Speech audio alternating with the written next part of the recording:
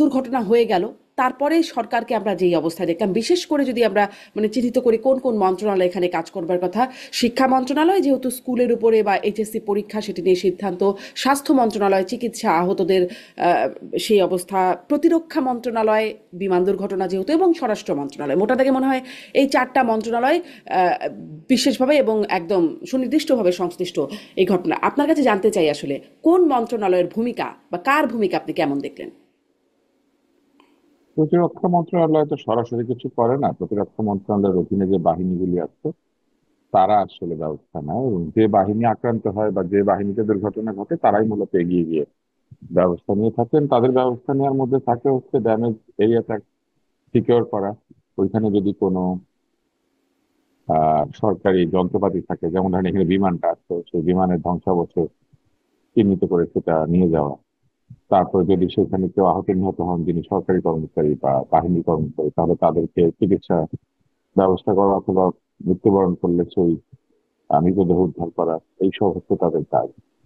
আর এর পাশাপাশি পরবর্তীতে তারা যদি কেউ ক্ষতিপূরণ প্রাপ্তির ব্যাপার থাকে, দাপ্তরিক বিষয়গুলো থাকে, সেগুলো তারা করে থাকেন। স্বাস্থ্য মন্ত্রণালয় মূলত এই জায়গাতে চিকিৎসার দায়িত্বটি পালন করার কথা, কারণ যারা পুড়ে গেছেন, দগ্ধ হয়েছেন, বা যারা মৃত্যুবরণ করেছেন তাদের পোস্টমর্টেম, তাদের চিকিৎসা, তাদের বার্ন ম্যানেজমেন্ট, তাদের অন্যান্য যেসব অসুবিধা হয়েছে সেগুলি স্বাস্থ্য মন্ত্রণালয়ের অধীনে।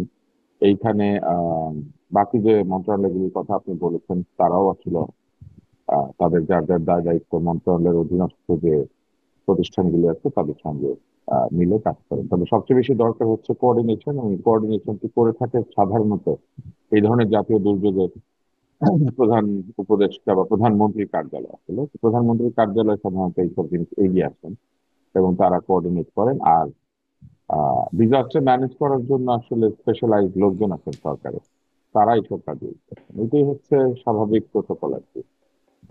এইখানে ধরেন কিছুটা আপনি যেটা বলেছেন শিক্ষা মন্ত্রণালয়ের বিষয় আছে, কারণ এটা পড়েছে হুম। একটা স্কুলের উপরে, কলেজের উপরে, এবং সেটা শিক্ষা মন্ত্রণালয়ের আহ দায়িত্বের মধ্যে পড়ে। ছাত্রছাত্রীদের ভালো মন্দ এবং একটা শিক্ষা প্রতিষ্ঠানের শিক্ষকদের ভালো মন্দ, যদিও এটা বেসরকারি স্কুল কিন্তু এটা তাদের মধ্যে পড়ে। আর আরেকটি বিষয় আছে, এটি ঘটেছে ঢাকা সিটি কর্পোরেশনের অধীনস্থ এলাকায়। ঢাকা সিটি কর্পোরেশনের যে কোনো এলাকায় যদি এরকম একটি ঘটনা ঘটে তাহলে সিটি কর্পোরেশনের দায়িত্ব থাকে, মেয়রের দায়িত্ব থাকে, দমকল বাহিনীর দায়িত্ব থাকে। দমকল বাহিনী সেখানে যান, ফায়ার রেস্কিউ করতে যান। আমি লক্ষ্য করেছি যে সিটি কর্পোরেশনের মেয়রের চেহারা আমি দেখি না। উনি কোথায় আছেন আমি ঠিক জানি না, সিটি কর্পোরেশন ওখানে গিয়েছিলেন কিনা। আমি মেয়রের চেহারা কোথাও দেখতে পাই না। এই মেয়র তো এমনিতেই তদবির প্রাপ্ত মেয়র, তদবিরে উনি হুম। বসেছেন ওইখানে। প্রশাসক। তার না, উনি মানে প্রশাসক মানে কি, মেয়রের দায়িত্ব প্রাপ্ত প্রশাসক। হুম। তো উনি তো আসলে তদবিরস্থ, এবং ওনার বিরুদ্ধে অনেক অভিযোগ আছে। তো ওনাকে দেখা গেল না এই জায়গাটাতে, এটা আপত্তিকর। স্বাস্থ্য উপদেষ্টাকে তো একেবারেই কোথাও খুঁজে পাওয়া যাচ্ছে না এরকম একটা অবস্থা।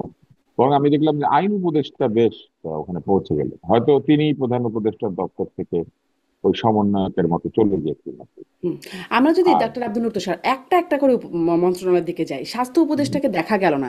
মানে তার কোনো বার্তাও কি পাওয়া গেল? মানে তাকে আমরা দেখলাম এদিকে এনসিপি তারও পদত্যাগের জন্য দাবি তুলছেন। আপনি কি মনে এনসিপি করেন নিয়ে যে আমরা এরকম? এনসিপি এনসিপি নিয়ে আমরা পরে কথা বলি, আপনি প্রশ্নটা না, করেন এনসিপি কে স্বাস্থ্য নিয়ে কথা উপদেষ্টার বলবো না, উদ্দেশ্যে। কথা বলবো তাদের দাবি যে স্বাস্থ্য উপদেষ্টার কি পদত্যাগের মতো অবস্থা আপনার মনে হয়েছে যে এখানে তার পদত্যাগের দাবি তোলা উচিত?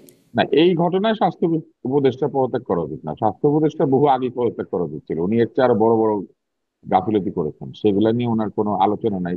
এখন হঠাৎ করে এনসিপি তার পদত্যাগ চাইছে, কারণ এনসিপি আসলে এই সরকারকে দুর্বল করতে চাইছে। এনসিপির চায় আরো গ্রিপের মধ্যে একটা সরকার, অর্থাৎ যে সরকারকে তারা কানে ধরে উঠবস করাতে পারবে। এই সরকারকে মোটামুটি তারা কান ধরা ছাড়া উঠবস করায়, কিন্তু ভবিষ্যতে তারা আরেকটা সরকার চায়, বা সরকারের মধ্যে এমন লোকজন চায় যে যা বলবে তাই সত্য।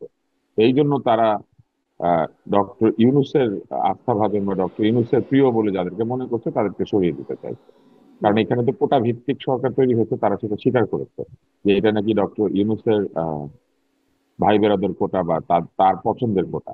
তো তারা আসলে চাচ্ছে সেই পছন্দের কোটার লোকজন সরে যাক, তাদের পছন্দের কোটার লোকজন ঢুকুক আর কি। এটা তাদের একটা পরিকল্পনা, এই জন্য যে তারা মনে করছে, আমার ধারণা, তো সরকারকে আরো নিয়ন্ত্রণের মধ্যে নিয়ে আসতে পারলে আরো ইচ্ছা মতো তাদের পক্ষে পদযাত্রার যে নিরাপত্তা, গুলি চালানো ইত্যাদি নানান জিনিসপত্র তারা করাতে পারবে না। জি। আম, মানে স্বাস্থ্য উপদেষ্টাকে আপনি বলছেন যে এই মুহূর্তে তার পদত্যাগ আগেই আরো আসা উচিত ছিল।